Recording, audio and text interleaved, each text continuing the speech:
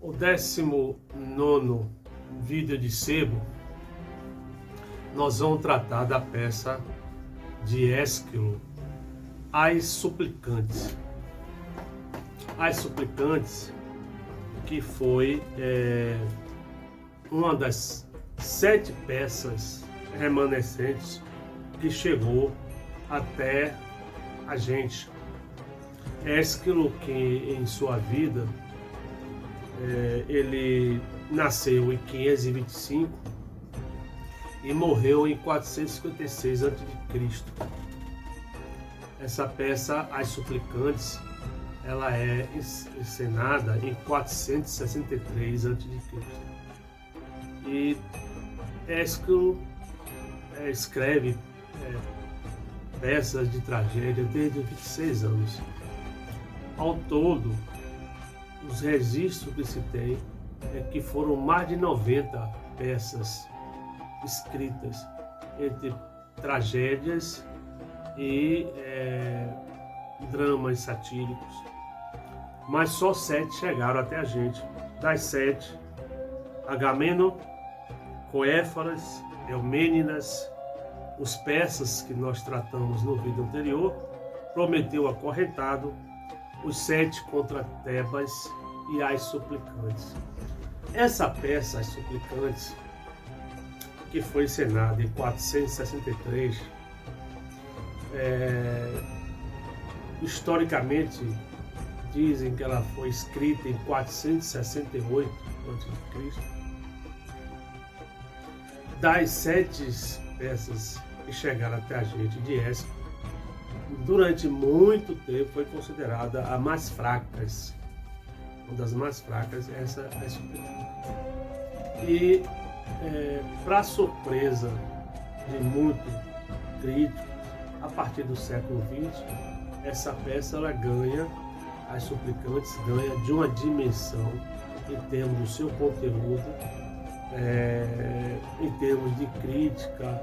Ela é tomada como palco de livros, de escritores, e aí a gente vai entender por que As Suplicantes se tornou essa peça tão comemorada, mesmo depois de 2.500 anos depois de escrita.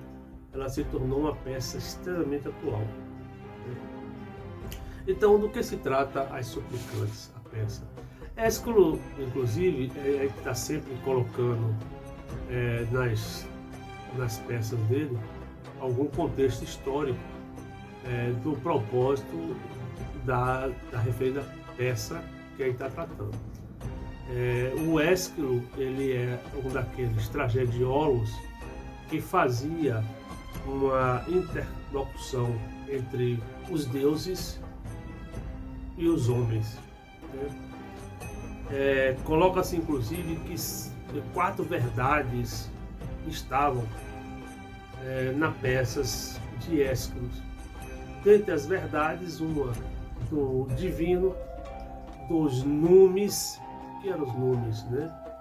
Era entre o divino e o mito, o herói e a cidade. Então essas 4 verdades, os deuses, os numes, os heróis e mito e a cidade, era sempre o motivo do tratamento que Ésquilo dava às suas peças, né? E uma das questões importantes, que mesmo 2.500 anos depois de escrito, ela chega como um entendimento de por que só no século V a.C. que essas tragédias foram encenadas e depois daí elas não existiram mais. Como é que a gente entende que esse século foi importante na visão racional do ser humano, no entendimento dos deuses, que era anterior, né? Era o épico, o homérico, né? E Ésquilo inaugura, né, nos teatros esse tipo de propósito, que é uma ênfase a esses heróis homéricos, mas fazendo uma ligação, uma interposição entre os deuses e os homens. E aquilo que estava precisando discutir na sociedade. Não se entendeu muito dessas discussões, elas vieram com o tempo, né? E a gente vai entender por quê, né? Depois de 2.500 anos, ela se tornou tão importante para a discussão dos homens em sociedade. As suplicantes é um tema religioso, é um tema envolvendo Zeus, né? Zeus é considerado, tem um epíteto, de que Zeus ele era acolhedor das súplicas. Então, tem um epíteto envolvendo Zeus com as súplicas. E as suplicantes, ela trata de um dilema, né, entre dois irmãos, né? E começa com a história de Iô, que foi uma das amantes seduzida por Zeus. Iô era sacerdotisa de Hera, em Argos, e como sacerdotisa, Zeus se apaixonou por Iô. E como foi a forma de sedução? Ele se transformou, ele se metamorfoseou em nuvens e envolveu Iô. Então ele, ao metamorfosear em nuvens, ele conseguiu ter o amor de Iô, e Iô construiu uma geração de descendentes muito grande. E foi perseguida, como a história que sempre está envolvido Hera. Não perseguia, ela não ia de frente com Zeus, mas ela era extremamente vingativa com as amantes de Zeus. E ao procurar Zeus no Olimpo, ela viu que ele não estava presente, e aí sabia que ele estava numa das suas armações. E aí desceu, viu o tempo fechado, o tempo escuro, e aí desceu e pressupôs que Zeus estava ali. Zeus, ao notar a presença de Hera, que era sua irmã, sua mulher, sua prima, ele vem e transforma Iô numa vaca para tirar da mira de Hera. Hera, ao ver ele conversando com a vaca, desconfiou. A vaca, inclusive, muito bonita, ele transformou, pediu a vaca a ele que fosse dada para ela. Ele não pôde negar o pedido, achou procedente, mas ao mesmo tempo entregar o seu amor a Hera, que era extremamente vingativa. Ela não sabia que era Iô, que era sua sacerdotisa em Argos, mas aí colocou, ao Zeus ceder a vaca para ela, ele colocou Argos, que era um monstro com uma cabeça com 100 olhos, sob vigília. E o que aconteceu? Colocou o emissário Hermes para que matasse Argos, através da Hermes, da flauta, ia cantando, ia transformando em conversas, e terminou Argos, 2 olhos fechados, 2 olhos abertos. Ele na conversa que Hermes estava transmitindo, transformando para que ele dormisse, ele tinha 6 olhos, e 6 olhos que vigiava tudo. Foi por isso que Hera colocou vigiando a vaca. Terminou ele caindo no papo de Hermes, na conversa, e com a flauta, dormindo, e foi decapitado, cortado a cabeça. Hera ficou chateado com isso, ao saber do resultado, e colocou a mosca para perseguir essa vaca por todo o local que ela andava no mundo. Terminou ela em Argos sendo acolhida e transformada, metamorfoseada. Zeus conseguiu trazer ela de vaca de novo ao reino humano, isso dentro das histórias mitológicas, e ela se tornou a protetora, né, de Argos, desse local.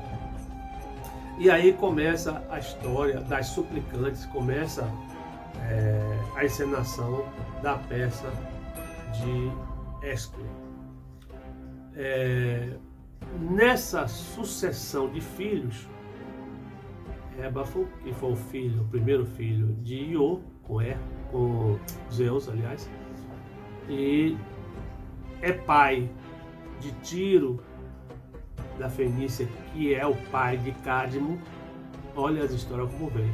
Então, Cádmo já é neto de Iô, e de Cádmo tem uma outra descendência prolífera, que não é aquela que eu citei, né, já é a outra árvore, e que tem Egisto e Dânamo, dois irmãos gêmeos. Egisto era o rei do Egito e Dânamo era o rei na Líbia. Egisto teve 50 filhos, os egipcidas, e Dânamo teve 50 filhas, as Danáides. Logicamente que não foi com a mulher só, né? 50 filhas. E eles se desentenderam, Dânamo com o Egito. Se desentenderam e foram para uma guerra entre eles. Nessa guerra, Dânamo perde, e o imposto da perda da guerra foi que deveria entregar suas 50 filhas Danáides, que eram as filhas de Dânamo, para os egípcios, que eram primos, para casamento. Dânamo não aceitou, fugiu para Argos, que era a origem da sua descendência de Iô, vai para Argos e negocia com o rei Pelasgo as suas súplicas, que eram um direito religioso dos mais fracos, né? Então era um direito divino. Pelasgo não podia negar, porque estava posto no direito religioso, mas ao mesmo tempo preocupado, porque ele abria condição, caso aceitasse, para que Egito invadisse ou guerreasse contra Argos. Então, naquele período arcaico, já se estava discutindo, né, as reformas constitucionais de Cristo, o direito de solo que sucedeu. Então, são legisladores que começaram a abrir as formas democráticas na Grécia. E aí Pelasgo o que fez? Reuniu a Assembleia do Povo para poder colocar a situação. Quer dizer, ele reconhecia o direito de súplica de Egito, de Dânamo, do pai das Danáides, mas ao mesmo tempo não queria que o povo fosse refém de uma provável ira, né, de uma guerra e das suas consequências. Então fez uma assembleia do povo e colocou sobre a luz dos argumentos da assembleia o aceito do direito das suplicantes e os efeitos das suas consequências. O povo aceitou que fosse dado o direito às Danáides, né, de súplica, e os egípcios, né, os 50 egípcios, filhos de Egito, né, voltaram a Argos e negociaram com seu tio Dânamo, de que eles queriam a paz, mas contanto que fossem suas primas cedidas para os casamentos com os reféns do primo. Dânamo aceitou, mas na condição para que as Danáides, as filhas, na noite de núpcia, ele deu 50 adagas para cada uma, para que matasse, né, os primos, os seus maridos. Resultado, as 50 Danáides, 49 mataram os primos.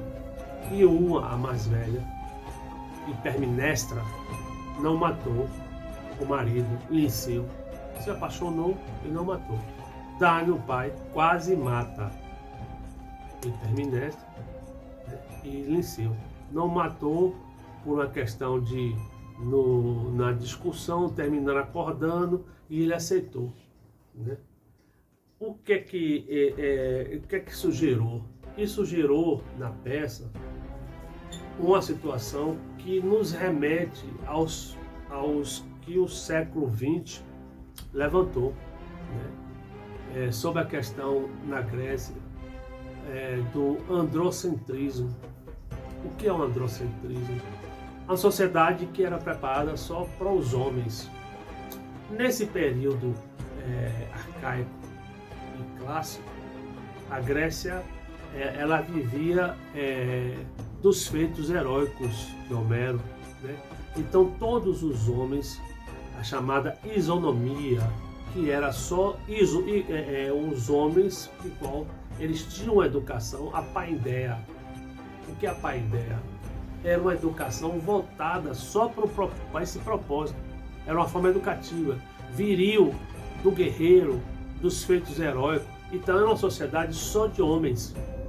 Um clube de bolinha, a sociedade grega, sem luluzinha. As mulheres serviam só para o matrimônio. Ela tinha como tutor o marido. O tutor ou era o pai, o marido ou o irmão. As mulheres na Grécia nesse período, seu propósito só era esse. Então você se tinha uma educação, a paideia, só com esse propósito. Então essa é uma sociedade androcêntrica. Todo o preparo dessa sociedade, ela se deságua na força masculina, só nos homens. E a mulher tinha esse papel secundário. Então a peça, as suplicantes, que tem as Danaides, né, 50 mulheres contra seus primos, os egípcios, ela levanta essa questão de forma forte. Por quê? Na peça tem o coro. E o coro, que é essa interlocução entre o que está sendo mostrado de crítica à sociedade, eram feitas por mulheres. Aliás, não eram as mulheres que participavam do coro, eram os homens travestidos de mulheres, aonde se tinha essa interpretação para se fazer a crítica da sociedade. Então você imagine, Ésquilo, em 463, levanta essa questão, que passou-se durante milênios sem ser entendido. E no século XX, começa essas discussões, né, do feminismo, né, de Simone de Beauvoir, na França. Ela levanta no seu livro a questão. Então você tem a questão do sexo, você tem a questão do gênero, que depois vem a Judith Butler, uma filósofa americana, que coloca mais isso por volta dos anos 90, ela coloca mais uma demanda nessa discussão. Então o sexo não é só biológico, o gênero não é só uma questão cultural, mas tem a questão do desejo, que começa a entrar a partir do século XX nessa discussão. Então não é só o sexo que é biológico, macho ou fêmea, não é só o gênero masculino ou feminino que entra numa discussão na cultura, mas tem a questão do desejo, que é o que nós estamos vendo hoje, numa discussão severa do papel, inclusive, numa sociedade androcêntrica, que Ésquilo levanta esse tipo de análise, né, na sua peça, na sua interpretação. Ele coloca para a sociedade discutir, ele vê isso, né, mesmo ele sendo ator, ele sendo contemporâneo, ele sendo soldado, ele olhando o desenvolvimento da sociedade, ele vê uma sociedade em que todos os feitos são de forma androcêntrica, só para o masculino, né? Então é o homem viril, é o homem guerreiro, é o homem que tinha concubina, e a mulher é um papel secundário. A mulher, ela simplesmente, ela se reservava a ter um casamento para que ela tivesse um tutor, o marido, mulher de tal, fulano de tal, sempre ligado ao marido, tivesse um pai como tutor ou irmão. A mulher se prestava para isso, né? Se prestava não, a sociedade formatou, a paideia, a formação da sociedade se deu com esse tipo de formato. E Ésquilo levanta essa questão, né? Levanta isso, que só a partir do século XX depois de Cristo é que esses temas começam a ser trabalhado e a gente hoje está vendo as formas ainda não muito não termináveis, as formas dessa discussão da questão do sexo, da questão do gênero, da questão do desejo. E além do mais, a peça levanta, como ele era muito religioso, ele levanta a questão da ligação da sociedade, né, dos homens, a questão do mito e a questão dos deuses. Então, as suplicantes, né, era um direito religioso, né, porque estava em Zeus a questão da súplica com relação ao menos favorecido. Então, uma peça extremamente inteligente que passou 2.500 anos para que muita demanda em termos de discussão entre o feminino e o masculino, e já no século V a.C., nessa peça As Suplicantes, ela é levantada. Então, a Hipermnestra, que é a filha mais velha de Dano, uma das Danaides, não mata o marido, ela se apaixona por Linceu e tem uma geração próspera, né, depois de Linceu. Dano morre, Linceu ocupa o trono de Argos, tem um filho, Abraão, né, e desse filho tem outros descendentes que têm gêmeos e que vão para o confronto igual sua descendência de Egito e Dano, né, mas que são acordados e se resolve sem essa discussão fervorosa que foi das suplicantes, né, das Danaides. Essa peça ela faz parte de uma tetralogia que não chegou até a gente.